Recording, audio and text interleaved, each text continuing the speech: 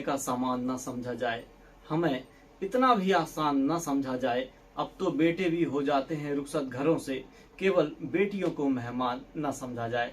नमस्कार साथियों, मैं हूं आरजे राघव, लेकर के हाजिर हूं रेडियो धूम 89.6 का खास program guest of the day. और आज हमारे साथ स्टूडियो में गेस्ट के रूप में मौजूद हैं श्रीमती पूर्णिमा चौधरी जी। आप एक कवयित्री हैं, आप शिक्षिका हैं। आज के प्रोग्राम में हम जानेंगे आपके बारे में, सुनेंगे आपकी रचनाएं और भी जानेंगे शिक्षा के क्षेत्र में आपके बारे में। तो चलिए स्वागत करते हैं आज की हमारी गेस्ट श्रीमती पूर्णिमा चौधरी जी का। पूर्णिमा जी, आपका बहुत बहुत स्वागत है program guest of the day में। धन्यवाद सर। और जैसा कि हम जानते हैं, आप कवयित्री हैं, आप पढ़ाती हैं बच्चों को, और आप एक हाउसवाइफ भी हैं। तो ये तीनों अलग अलग पहलू हो जाते हैं। तो इन्हीं विषयों पर हम बातचीत करेंगे। सबसे पहले जानना चाहते हैं आपके बारे में कि आपकी शिक्षा कहाँ से कंप्लीट हुई, आप कब से कविता लिख रहे हैं और कब से पढ़ा रही हैं। आप अपने बारे में हमें और हमारे श्रोताओं को कुछ बताएं। जी सर, मैं पूर्णिमा चौधरी पिंकी, मैं ग्राम लेंद्रा से बिलोंग करती हूँ। मेरा मायके ग्राम लेंद्रा है और ससुराल है बिजना, ये कोड़ा तरी के पास होता है। और मेरी जो प्रारंभिक शिक्षा है वो लेंद्रा में ही हुई है। पहली से लेकर 8वीं तक मैं सरस्वती शिशु मंदिर लेंद्रा में पढ़ी हूँ और 9वीं से लेकर 12वीं तक मैं गवर्नमेंट हायर सेकेंडरी स्कूल लेंद्रा में पढ़ी हूँ। ये जो कविता का रुचि है बचपन से मेरे को था। मैं हमेशा सांस्कृतिक कार्यक्रमों में भाग लेती थी और मेरे पिताजी को भी गाने में बहुत रुचि थी। मेरे पापा बहुत गाने सुना करते थे और कवि सम्मेलन को खास पसंद करते थे। अच्छा। तो वो कवि सम्मेलन में हम लोग जब छोटे थे तब एक बार रायगढ़ लेके आए थे। उसमें मैंने पहले बार सुना कि कवि होते हैं, ऐसे गाते हैं, कवि सम्मेलन ऐसा होता है। और तब से मुझे इस कवि सम्मेलन में रुचि हुई और मुझे भी कुछ लिखने की इच्छा जागृत हुई। वैसे शायरी वगैरह तो लिखते रहती थी, लेकिन अभी 2-3 साल पहले मैं स्टेटस व्हाट्सएप फेसबुक में शायरी लिख कर डालती थी। लेकिन भैया हैं कमलेश यादव जी, उन्होंने कहा कि आप बहुत गहराई से लिखती हैं, तो क्यों ना आप मंच पर आइए और क्यों ना आप विलासा छंद महालय को ज्वाइन कीजिए। अच्छा। उसमें मुझे ये मात्रात्मक रूप से लिखने में उतनी रुचि नहीं थी।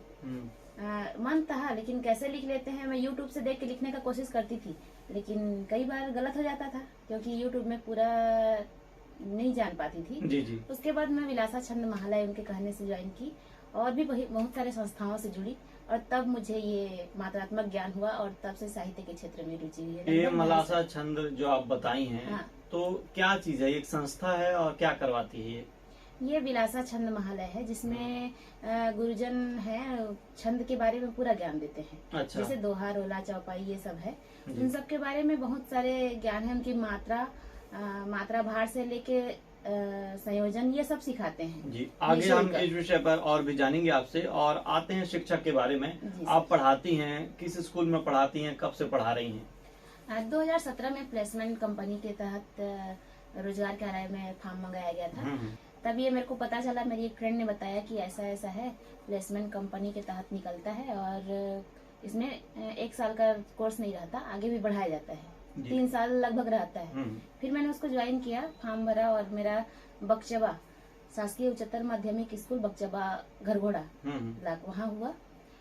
उसके बाद वहाँ नए टीचर आ गए, रेगुलर टीचर, तो उसके बाद मेरा ट्रांसफर हो गया सराईपाली में। तो अभी मैं वर्तमान में शासकीय उच्चतर माध्यमिक विद्यालय सराईपाली में कार्यरत हूँ। क्या विषय पढ़ाती हैं आप? मैं इंग्लिश पढ़ाती हूँ सर। क्या बात है, ये भी अच्छी चीज है कि आप साहित्य से जुड़ी हैं, जो कि बिल्कुल हिंदी है, और अंग्रेजी पढ़ाती हैं। और यदि आपने अभी रेडियो धूम ट्यून किया है तो हम आपको बता दें, आज हमारे साथ स्टूडियो में मौजूद हैं श्रीमती पूर्णिमा चौधरी जी। आप एक कवयित्री हैं, आप एक शिक्षिका हैं, और गाने से पहले आपने अपने बारे में बताया। अब हम आते हैं शिक्षा के क्षेत्र में। आप सराईपाली में पढ़ाती हैं, अंग्रेजी पढ़ाती हैं, तो किस क्लास में पढ़ाती हैं और पढ़ाते समय क्या ध्यान रखना पड़ता है? और जैसा कि हम जानते हैं, गांव में इंग्लिश पढ़ाना ये भी अपने आप में एक बड़ी बात हो जाती है, समझने में अंतर हो जाता है, जो वहाँ की शैली रहती है, क्योंकि स्कूल में तो अंग्रेजी सीखते हैं, घर में जाके फिर वही बोलते हैं। तो क्या क्या चुनौतियां आती हैं अंग्रेजी पढ़ाने में, और आप उन चुनौतियों का सामना कैसे करती हैं? जी, ये शासकीय उच्चतर माध्यमिक विद्यालय सराईपाली है। वहाँ दर्ज संख्या 300 के आसपास है और मैं वहाँ 9th, 10th, 11th, 12th चारों क्लास में से मेरे को मिला है 10वीं और 11वीं। अच्छा। मैं 10वीं और 11वीं पढ़ाती हूँ। बच्चे को पढ़ाने में काफी सारी परेशानियां आती हैं वहाँ कि एक तो ग्रामीण इलाका है, तो बच्चे भी दो स्तर के हैं। एक तो 90% लाने वाले बच्चे हैं और एक 30% लाने वाले ही बच्चे हैं। तो दोनों के साथ मैनेज करके चलना, दोनों मतलब सभी बच्चों को मिला करके चलना, ये सबसे बड़ी परेशानी है। और मेरा पीजी इंग्लिश में है, तो खैर 10th 11th के लिए उतनी परेशानियां नहीं होती हैं।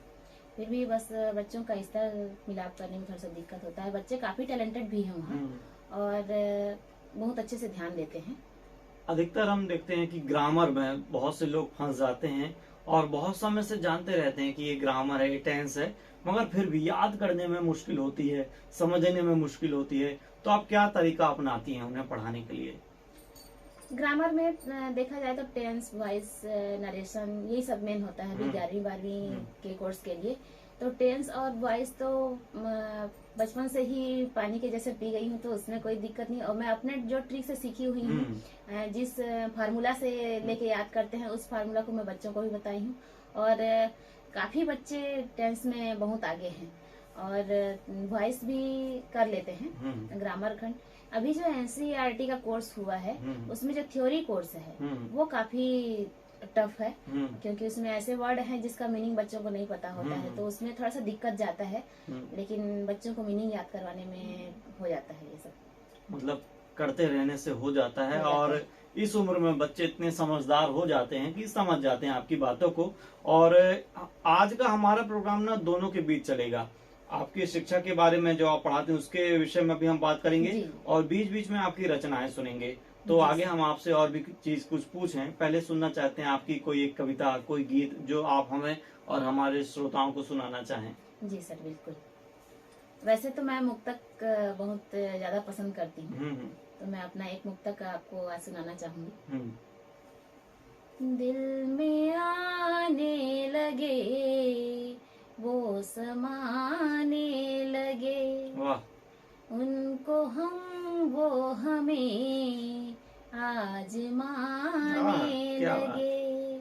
दिल में आने लगे वो समाने लगे, उनको हम वो हमें आजमाने लगे। इश्क तुमसे हमें हो गया है बड़ा, इश्क तुमसे हमें हो गया है बड़ा, ये बताने में हमको जमाने लगे। क्या बात, क्या बात, क्या बात। और मैं रोक नहीं पा रहा हूँ, मैं चाह रहा हूँ कि एक दो मुक्तक यदि आप और सुनाना चाहें तो। जी सर, बिल्कुल। कभी कहती नहीं हूँ मैं, मुझे तुम ला के गहना दो। क्या बात। हर पति की एक शिकायत रहती है अपने पत्नी से कि हमेशा गहनों की मांग करती हैं, हमेशा शॉपिंग करवाती हैं। तब एक पत्नी की भावना क्या होती है मैं रखती हूँ। बिल्कुल। और पत्नियां इसे बड़े ध्यान से सुनेंगी, ये आपके काम की चीज है। तो सभी पत्नियों से निवेदन करता हूँ इसे जरूर सुने और अपने पतियों को बताएं कि ऐसी होती हैं पत्नियां। स्वागत है आपका। कभी कहती नहीं हूँ मैं, मुझे तुम ला के गहना दो। न सोने का न चांदी का न मोती का ही गहना दो। क्या बात। मिले नफरत से गर हीरा, उसे ठुकरा दूंगी मैं। मिले नफरत से गर हीरा, उसे ठुकरा दूंगी मैं। मगर तुम प्रेम से प्रियतम पुष्प का हार पहना दो। वाह वाह वाह वाह, क्या बात, क्या बात। ये ऐसे कुछ मुक्तक हैं जो मुझे काफी पसंद हैं। और अलग अलग चीजें होती हैं, मुक्तक होते हैं, छंद होते हैं, दोहा भी होते हैं। जैसा आपने कहा आप सभी विधा में लिख लेती हैं। और विधाओं में हम देखते हैं अधिकतर कवियत्रियों को कि वो श्रृंगार रस लिखती हैं। इसकी क्या खास वजह रहती है? क्या श्रृंगार में गाने में लय अच्छा लगता है। अच्छा है, ओज है इसमें गाने में लय उतना नहीं बन पाता है और कठिन शब्द यूज होते हैं, तो श्रृंगार थोड़ा सा सरल लगता है हम अच्छा, महिलाओं लोगों को। की मांग भी हो जाती है कि कवित्री है तो कवियत्री है तो श्रृंगार श्रृंगार पढ़ेगी। और आप जानते हैं आज हमारे साथ स्टूडियो में मौजूद है श्रीमती पूर्णिमा चौधरी जी पिंकी। और अब हम आते हैं पिंकी पर। अधिकतर देखते हैं कवियों को अपना नाम के आगे कुछ न कुछ जोड़ लेते हैं अपने नाम के आगे। आपने पिंकी क्यों चुना? ये बहुत ही मेरे लिए क्या प्यार की बात है, यादें हैं। अच्छा। कुछ यादें जुड़ी हुई हैं। मेरा जन्म पूर्णिमा के दिन हुआ था। अच्छा। आषाढ़ पूर्णिमा गुरु पूर्णिमा के दिन मेरा जन्म हुआ था। और मेरे पिताजी का नाम गुरु प्रसाद। क्या बात। तो मेरे दादाजी के पिताजी मतलब परदादाजी, उन्होंने कहा कि इसका नाम हम पूर्णिमा रखेंगे।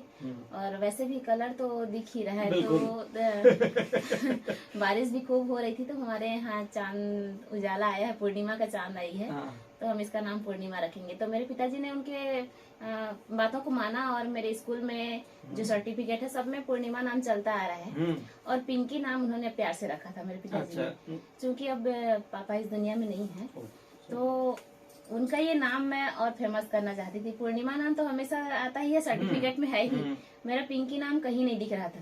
तो मैंने सोचा कि मैं पापा के इस दिए हुए नाम को भी आगे बढ़ाऊं। अच्छा, दोनों नाम आप पर सूट करते हैं। पूर्णिमा तो जैसा आपका रंग है बिल्कुल उजाला हो जाता है, और भगवान आप जितनी गोराई हम चाहते हैं सबको दे, हमको भी थोड़ा बहुत दे दे। आप में भी कमी नहीं है। और पिंकी का मतलब भी क्यूट होता है, सुंदर होता है, हम वो भी कह सकते हैं। अब हम आपकी विधाओं में आते हैं। छंद, जैसे हमें जानकारी मिली कि आप छंद लिखती हैं, तो हमें और हमारे श्रोताओं को बताएं कि छंद है क्या, कितनी मात्राएं होती हैं, कैसे इसे लिखा जाता है और किन बातों पर ध्यान देना पड़ता है लिखते समय। छंद तो वैसे काफी छंद है जिसमें लिखा जा सकता है। एक यति, गति, मात्रा, क्रम, संयोजन से आदि से नियोजित रचना को छंद कहते हैं। जैसे कि दोहा है, रोला है, चौपाई है, शक्ति छंद है, विधाता छंद है, ये सब अनेक प्रकार के छंद है। घनाक्षरी है। तो क्या है, पढ़ने के लिए हम लोग मंचों में पढ़ने के लिए अधिकतर घनाक्षरी छंद का प्रयोग करते हैं। तो घनाक्षरी छंद में 8 8 8 7 के क्रम से 8 के बाद यति होता है, फिर 8 होता है। 8 8 8 7 करके एक रचना होती है जो घनाक्षरी कहलाती है, मनहरण घनाक्षरी। अच्छा। इसको कवित्त छंद भी बोलते हैं।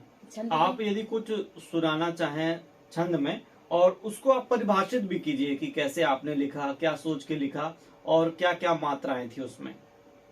जी, घनाक्षरी छंद पे पढ़ती हूँ। इसमें मात्रा भार नहीं है क्योंकि ये वार्णिक छंद है। अच्छा। वर्ण इसमें गिनती होती है, मात्रा की गिनती नहीं होती है।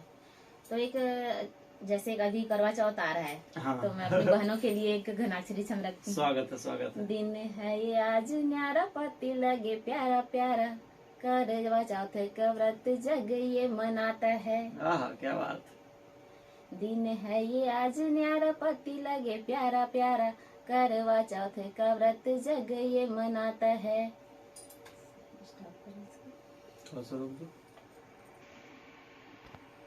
जी। जैसे घनाक्षरी छंद है, मैं कृपाण घनाक्षरी, अभी के जो बच्चे हैं खाली धन जायदाद को देखते हैं, माँ बाप की सेवा नहीं करते, उस पे घनाक्षरी रखती हूँ। स्वागत। शब्द शब्द बोल रहे, ममता को तोल रहे, खजाने टटोल रहे, पूछते ये अधिकार। आहा आहा। दुनिया में आज कहीं भलाई का मोल नहीं, माताएं भी खोज रही बच्चों बीच में दुलार। आहा आहा। बच्चे ज्यादा पढ़ लिए, शहरों में गढ़ लिए, घर नया गढ़ लिए, भूल गए घर द्वार।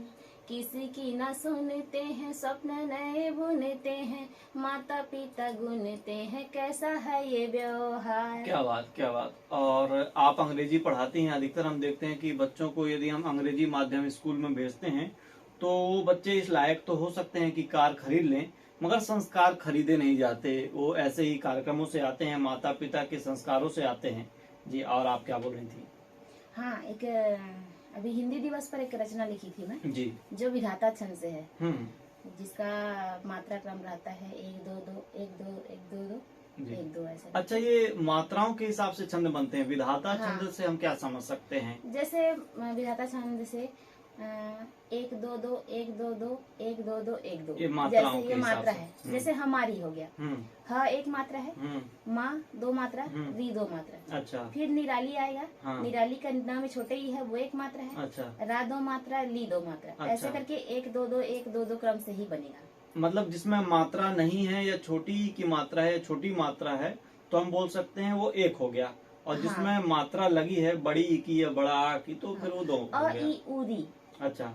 अ ई उ छोटे उ और री, इसकी ये शब्द और इससे मात्रा लगे हुए शब्द। हाँ। जैसे कृषक, हाँ। कृषक में क्री है तो वो भी 1 होगा। अच्छा, और भले उसमें क्री है तो भी 1 क्री होगा। है तो भी 1 होगा। हाँ। जैसे क में छोटे ही लगा है तो भी 1 होगा। हम्म, वहीं पे आप बड़ा हो गया, बड़ी ई की मात्रा लगी है तो वो 2 गिना जाएगा। जी। तो सुनाइए फिर आप हमें, हम बहुत उत्सुक हैं जानने के लिए, जी, सुनने के हिंदी लिए। दिवस मेरी बहुत प्यारी ये विधाता चंद की रचना है। जी। हमारी निराली सहज भावना, करे पूर्ण हिंदी मनोकामना। वाह। अलंकार सुरताल की धार ये, आहा। विधा छंद रस पान श्रृंगार वाह। ये।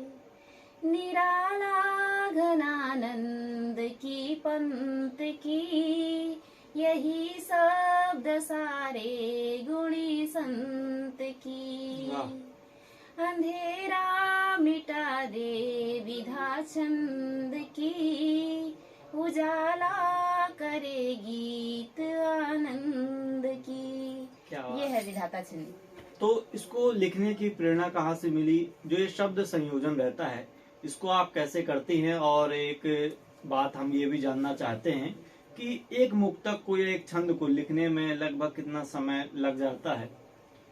वैसे रुचि के अनुसार है। जैसे कभी गुनगुनाते रहते हैं तो गुनगुनाए और अचानक एक पंक्ति जम जाती है तो क्यों नहीं इस पे मुक्तक लिखा जाए, ऐसा होता है। तो 5-10 मिनट में एक मुक्तक तैयार कर लेते हैं। आहा। मन में अगर रुचि हो तो जैसे गीत आता है मन में तो तुरंत बन जाता है। और रुचि नहीं है तो फिर उसी को आप लेके पकड़े रहेंगे, फिर भी नहीं बन पाता है। हाँ। और विधाता छंद में आपने और भी कुछ लिखा है क्या?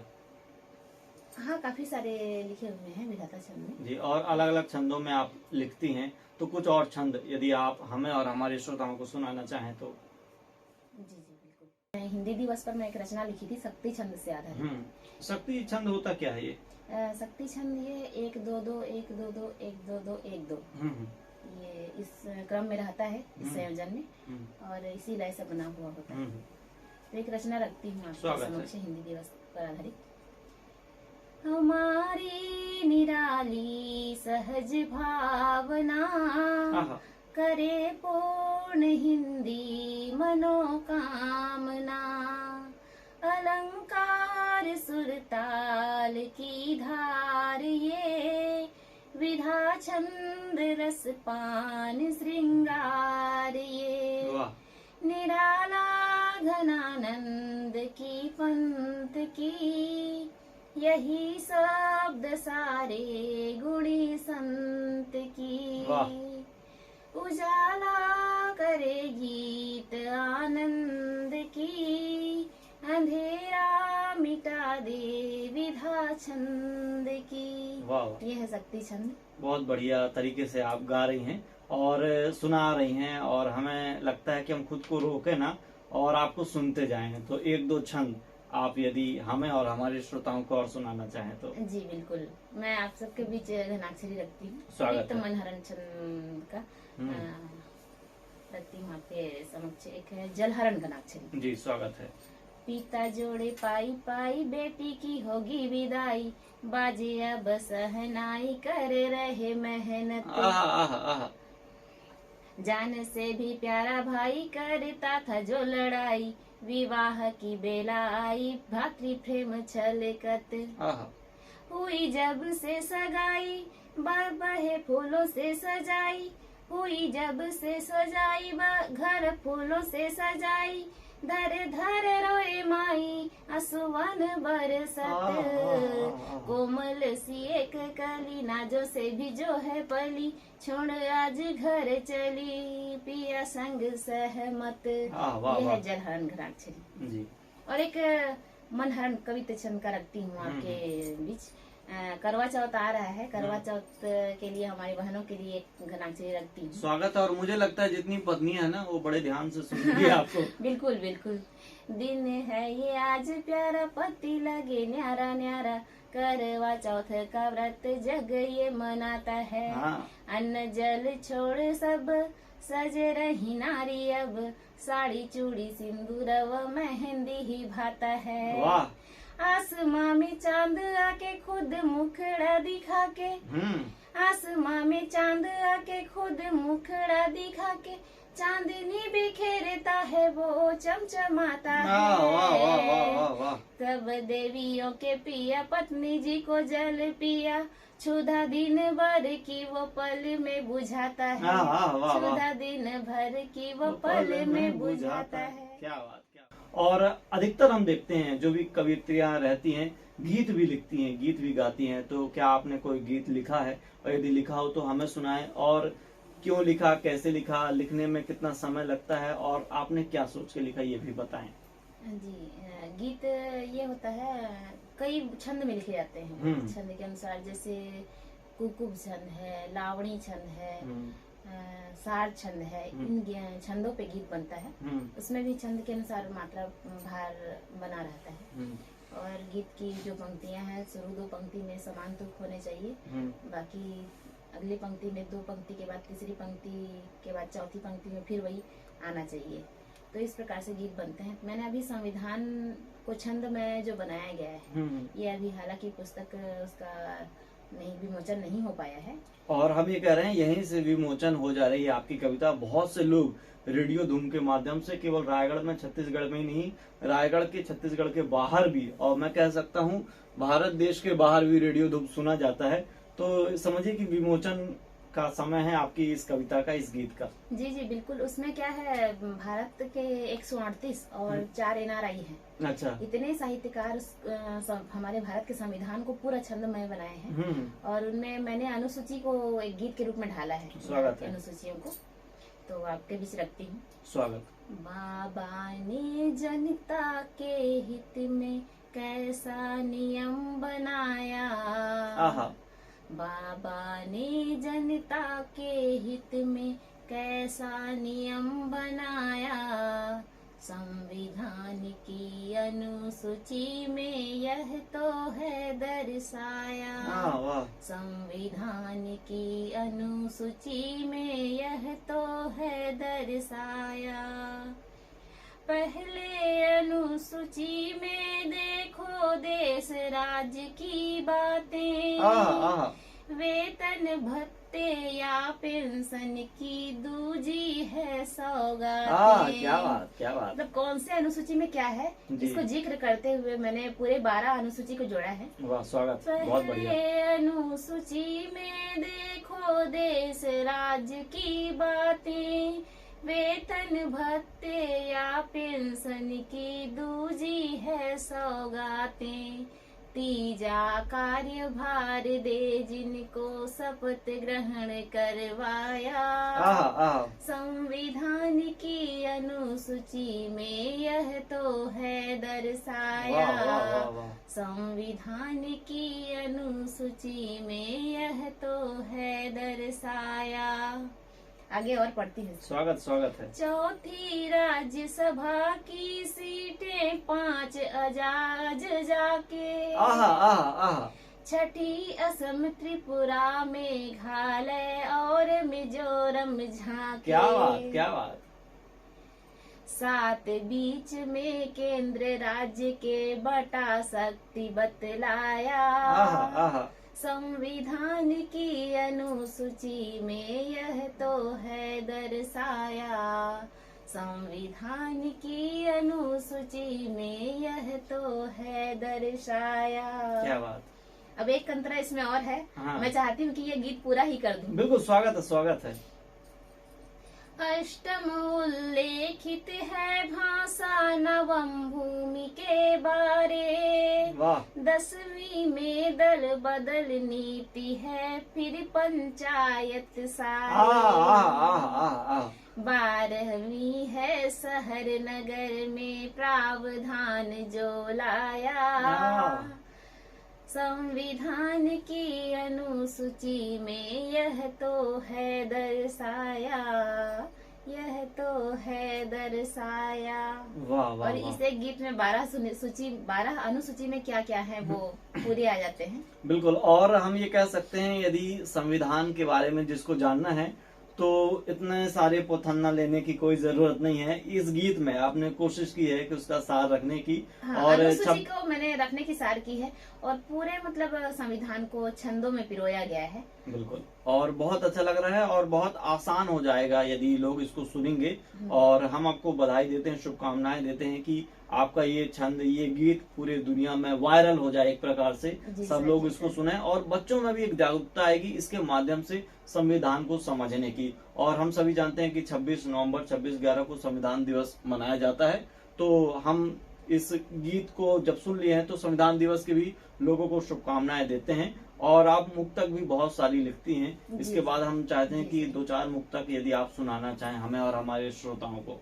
जी सर, मैं नारी शक्ति पर एक मुक्तक रखना चाहती हूँ। जी। और ये हम मान के चलते हैं कि अधिकतर बातें आप नारियों की कर रही हैं। करवा चौथ में भी पुरुषों का आप ध्यान ही नहीं रख रही हैं।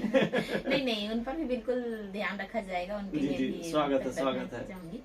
तो मेरी बहनों के लिए हमेशा हम लोग देखते हैं हास्य में पत्नी के बारे में बहुत कुछ गलत बोल देते हैं कि बेलन से मारती है, हाँ। ये करती है, वो करती है। अच्छा, इस बात में सच्चाई नहीं है क्या? बिल्कुल भी। आप ये तो आप ही जानते होंगे आप कितना बेलन से मारते अच्छा, हैं। तो चलिए पत्नियों के लिए क्या विचार रखती हूँ, एक मुक्तक उनके लिए समर्पित करती हूँ। स्वागत है। वो सबका ध्यान रखती है, वो कुल का मान रखती है, वो अपने घर की मर्यादा और सम्मान रखती है। भले आँखों से गिरते हो कभी आंसू अकेले में, भले आँखों से गिरते हो कभी आंसू अकेले में, मगर होठों पे वो अपनी सदा मुस्कान रखती है। वाह वाह वाह वाह वाह। इसी पर एक मुक्तक और रखती हूँ। स्वागत है। करती गर्व पिया पे वो, नाजों से संतान रखती है, खुशी संग बांटती है वो, गम से अनजान रखती है। वो करती है दफन सीने में अपनी ख्वाहिशें हरदम, वो करती है दफन सीने में अपनी ख्वाहिशें हरदम। महज औरत भी अपने दिल में एक शमशान रखती है। बहुत सारे दफन हो जाते हैं उनके जो विचार होते हैं कभी कभी, और एक बहुत बड़ा काम हो जाता है। और हम जैसा जानते हैं कि आप हाउसवाइफ भी हैं और ऐसा लग रहा है कि आपका जो जीवन है अलग अलग दिशाओं में है और आप उसको समेट के रखी हैं, उत्तर दक्षिण पूर्व पश्चिम जैसे है कि आप इंग्लिश पढ़ाती हैं, हिंदी में कविता लिखती हैं, है ना, और दूर जाती हैं पढ़ाने के लिए घर से। तो कैसे आप मैनेज करती हैं? आप गृहिणी भी हैं, घर का काम देखना, बच्चों को देखना, पति को देखना और उसके साथ ही मंच में ध्यान देना, कविता लिखना और बच्चों को अंग्रेजी पढ़ाना, कैसे आप मैनेज कर पाती हैं इसे? हाँ, ये बहुत मुश्किल होता है और इसमें मेरे हस्बैंड हमेशा बकायदा साथ देते हैं। सुबह का समय ऐसा होता है कि सबके लिए भागा दौड़ी होता है। सुबह से उठो और बच्चे को तैयार करके उसको भेजो स्कूल। उसके बाद अपने लिए टिफिन तैयार करके अपने को स्कूल जाना है। मेरे पति फार्मर हैं, तो वो भी गांव पास में ही है, तो वो भी निकल जाते हैं। तो सुबह का दिनचर्या हम लोग का ये होता है कि जल्दी टिफिन बनाए, पैक किए, नहा धो के एकदम सुबह तैयार होके निकल गए।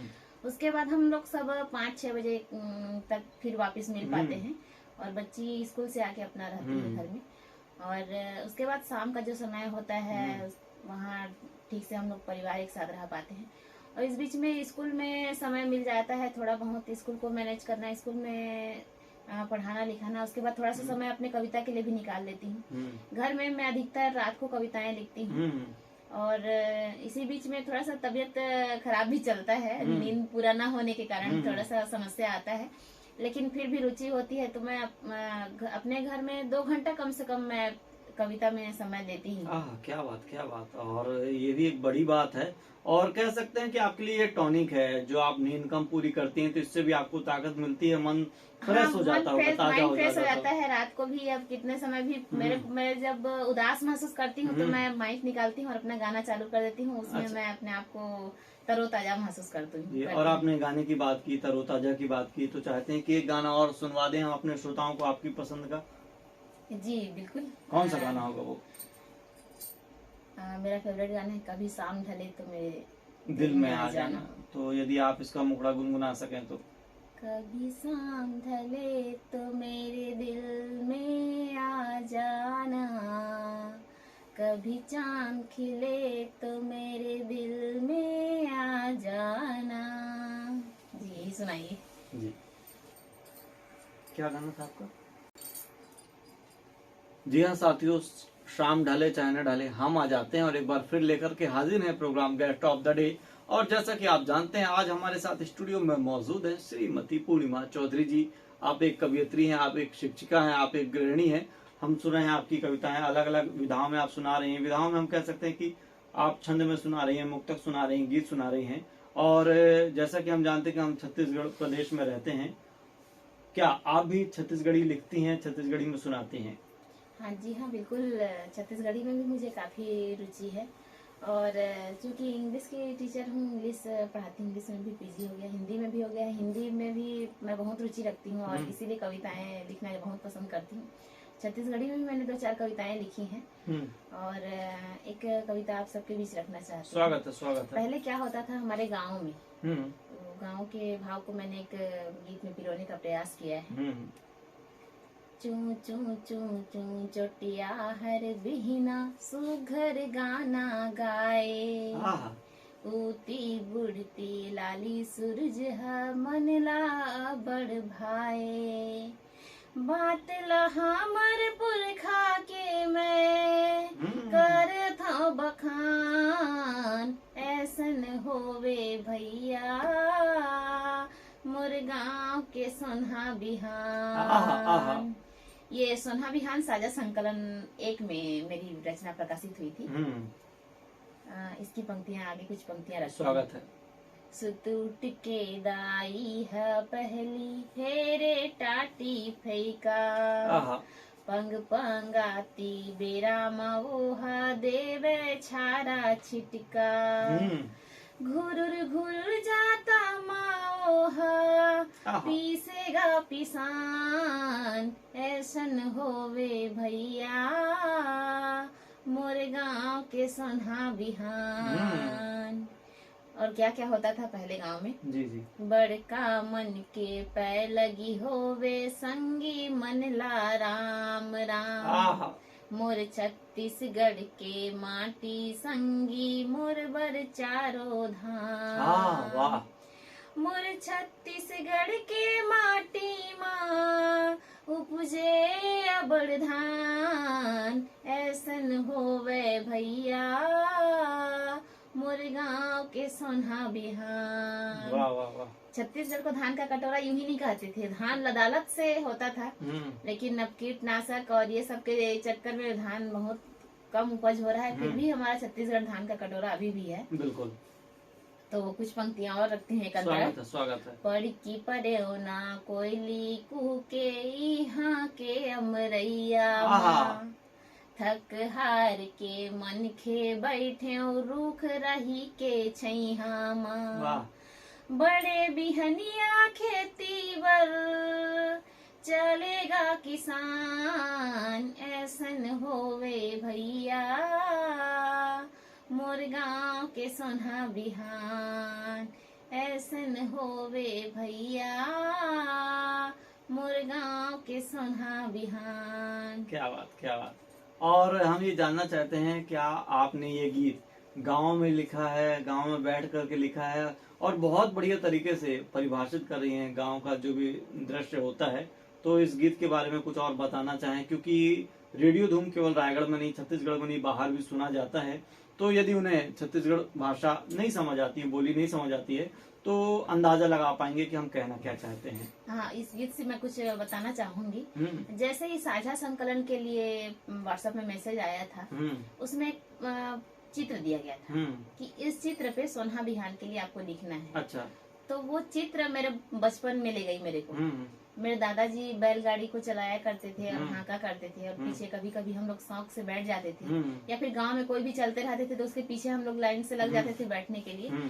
तो एक जो पगडंडी में जा रहे थे, बैलगाड़ी जो था वो पेड़ लगे हुए थे, आम के पेड़, तो वो जो नजारा था बिल्कुल मेरे मायके के नजारे को वो परिलक्षित किया, और उसको देख के मैं पूरे अपने बचपन में चली गई, और उस भावना को रखते हुए मैंने ये गीत लिखा था।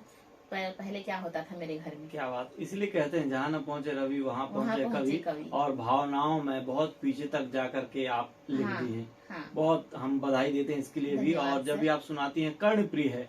अधिकतर हम ऐसा होता है कि कोई बोली भाषा समझ नहीं आती तो हम उसे सुनते ही नहीं है, मगर आपने इतने सुंदर तरीके से गाया कि जिसे छत्तीसगढ़ी बोली नहीं भी समझ आती होगी, हालांकि अधिकतर हिंदी से शब्द मिलते हैं तो लोग समझ जाते हैं, मगर जिसे नहीं भी समझ आती है उसके लिए भी ये कर्णप्रिय है। बहुत बढ़िया तरीके से आपने इसे गाया। हम अपने कानों को ना रोक नहीं पा रहे हैं, ऐसा लगता है कि आप और सुनाते जाएं। तो जो भी आपकी इच्छा हो, हमें और हमारे श्रोताओं को आप सुना दें।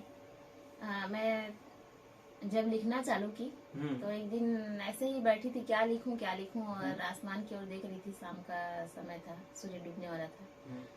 हल्का हल्का, क्यों भाई, जब सूर्य डूबता ही है तभी चांद निकलता है। और इस चीज को देखते हुए मैंने कुछ बातें, उन दोनों की बातों को मैंने जोड़ने का प्रयास किया है, तो बंदी करने का प्रयास किया है। सुनिएगा। कहा चांद ने एक दिन सूरज से, मैं पास तुम्हारे आऊं, तुम साथ रहो मेरे हरदम, मैं तुम संग नाचू गाऊं। चांद ने सूरज से कहा ये।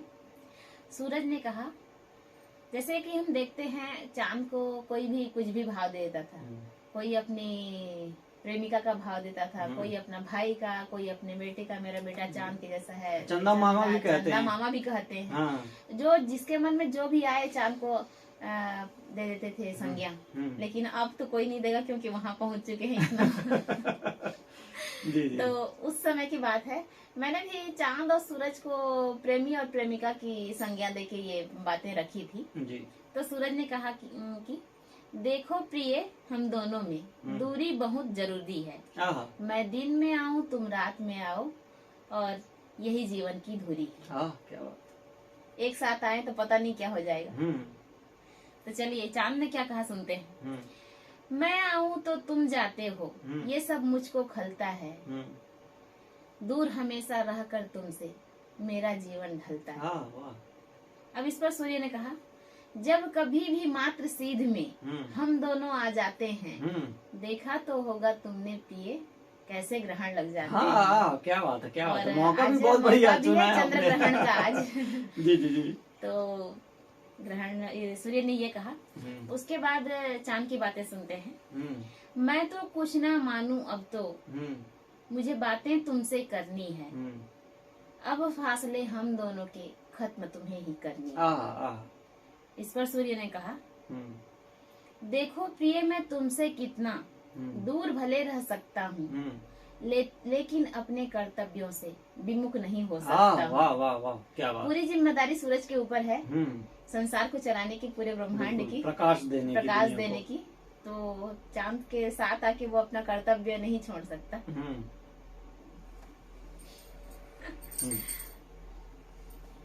चालू करें। माना तुम आधार जगत के, सारी दुनिया तुमसे चलती है, लेकिन मेरे मन में भी तो प्यारे तुम समझने की आशा पलती है। ये चांद के वाक्य में। अब सूरज ने क्या कहा, मैं दुनिया को जगाने आता, तुम चैन की नींद सुलाती हो, मैं उष्ण हूँ तुम शीतलता, तुम सबके मन को भाती। वाह वाह वाह। इस पर चांद ने कहा, कितना तेज है तुम में प्रिय, मैं तो तुम बिन कुछ भी नहीं, रोशन हूँ तुम्हारे ही ओज से, मैं स्वयं में कुछ भी नहीं। सूरज ने कहा, माना तेज है मुझ में लेकिन चांदनी तुमसे ही बिखरती है, सारी दुनिया तुम्हारी तुलना अपने प्रेयसी से करती है। वाह, क्या बात क्या बात।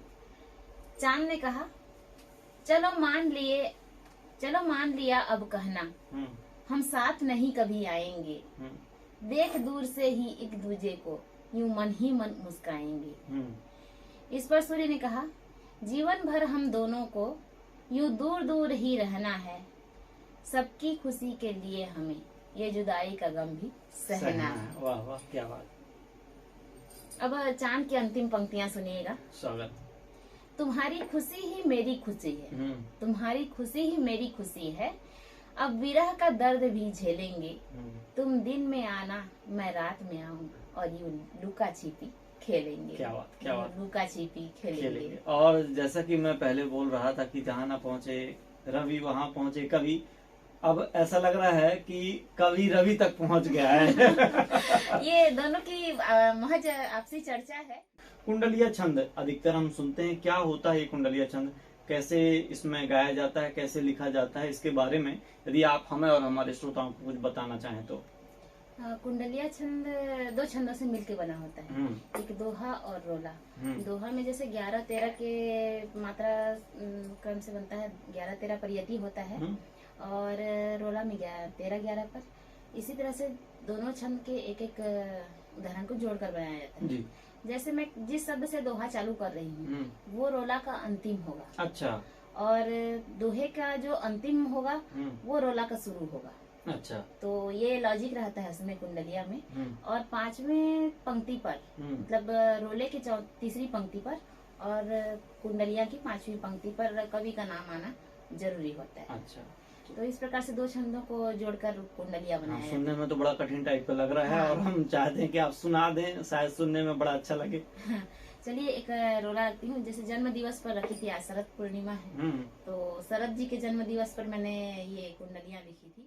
देती हूँ शुभकामना तुम्हें शरद जी आज, हंसते गाते दिन कटे सफल सभी हों काज, सफल सभी हों काज, रहो खिलते मुस्काते, सृजन करो नव गीत सदा ही हंसते गाते, मिले सुखद संसार सुखी जीवन हो सारा, रहे अखंड सौभाग्य लगे सब प्यारा प्यारा। वाह वाह वाह। एक और रखती हूँ। स्वागत। देती हूँ शुभकामना प्यारी बहना आज, हंसते गाते दिन कटे सफल सभी हों काज, सफल सभी हों काज, रहो खिलती मुस्काती, सृजन करो नव गीत पिया संग हंसती गाती, क्या बात, क्या बात। मिले सुखद संसार चलो आशीषें लेती, रहे अखंड सौभाग्य यही संदेशा देती। तो जैसे देती से मेरा दोहा चालू हुआ था और देती में रोला कुंडलियां खत्म हुआ है, और दोहे का जो अंतिम चरण था सफल सभी हों काज, सफल सभी हों काज से चालू हुआ है रोला अपना। और कहे पूर्णिमा आज ये 5वीं पंक्ति में आना था, इसमें जैसे कि मैंने नहीं लाया। 5वीं पंक्ति में अपना नाम लाना जरूरी है कवि जी, को। और बताने में जितना कठिन लग रहा है, लिखने में और भी समय हाँ, लगता होगा। लिखने में मात्रा भार मिलाना पड़ता है, तो शब्द कैसे जमाऊं, इस शब्द को यहाँ कैसे लाऊं, इसमें थोड़ा सा कसमकस करना जी, पड़ता है। और अधिकतर लगता है लोगों को कि केवल सुर से सुर मिलाना ही कविता है, मगर जब आपको सुनाए तो ऐसा लगता है बहुत सारी बातों को ध्यान में रखना होता है।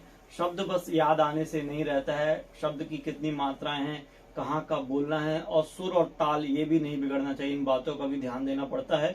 और बहुत अच्छा लग रहा है जब आप सुना रही हैं। और भी कुछ मुक्तक भी यदि आप सुनाना चाहें, वो भी आप हमें और हमारे श्रोताओं को सुना सकते हैं। हाँ, चलिए, जैसा कि प्रेम का नाम आता है तो राधा जी का नाम मुंह पर आ ही जाता है। जी जी। तब मैं एक मुक्तक आप सबके सामने रखना चाहूंगी। हम्म। प्रेम में राधा का सा भाव नहीं मंजूर है हमको, आहा। प्रेम में मीरा का सा भाव नहीं मंजूर है हमको, देना हो साथ अगर तो दो हमें तुम रुक्मणी का सा, वाह वाह वाह। देना हो साथ अगर तो दो हमें तुम रुक्मणी का सा, वरना ये प्रेम का प्रस्ताव नहीं मंजूर है हमको। वाह वाह वाह वाह। अभी श्री कृष्ण की बात आई तो चलिए मैं कृष्ण जी पर एक मुक्तक और रखना चाहूंगी। स्वागत है। मैं श्री कृष्ण का तो ध्यान शुभ हो शाम करती हूँ, तेरा सांवरे गुणगान आठों याम करती हूँ। मैं श्री कृष्ण का तो ध्यान सुबह हो शाम करती हूँ, तेरा सांवरे गुणगान आठों याम करती हूँ। दुनिया करती भले पूजा कृष्ण का नाम ले लेकर, मैं पूरा मेरा जीवन कृष्ण के नाम करती हूँ। वाह वाह वाह वाह, क्या बात क्या बात। एक मुक्तक और रखती है सर। स्वागत है स्वागत है। कि कृष्ण कहाँ है, तब मैं कहती हूँ, मित्रता धैर्य शालीनता ओज साहस में है कान्हा, माँ की ममता में भक्तों के प्रेम के वश में है कान्हा। मित्रता धैर्य शालीनता ओज साहस में है कान्हा, माँ की ममता में भक्तों के प्रेम के वश में है कान्हा। घट में झांक कर देखो जरा तुम ज्ञान चक्षु से, घट में झांक कर देखो जरा तुम ज्ञान चक्षु से, रग रग में बहता है और नस नस में है कान्हा। वाह वाह वाह वाह वाह, क्या बात क्या बात। और बहुत बढ़िया तरीके से आप सुना रही हैं। कुछ और भी यदि सुनाना चाहें तो। जी, अभी एक मुक्तक सुनाना चाहूंगी मैं आप लोगों को, पूर्णिमा पर।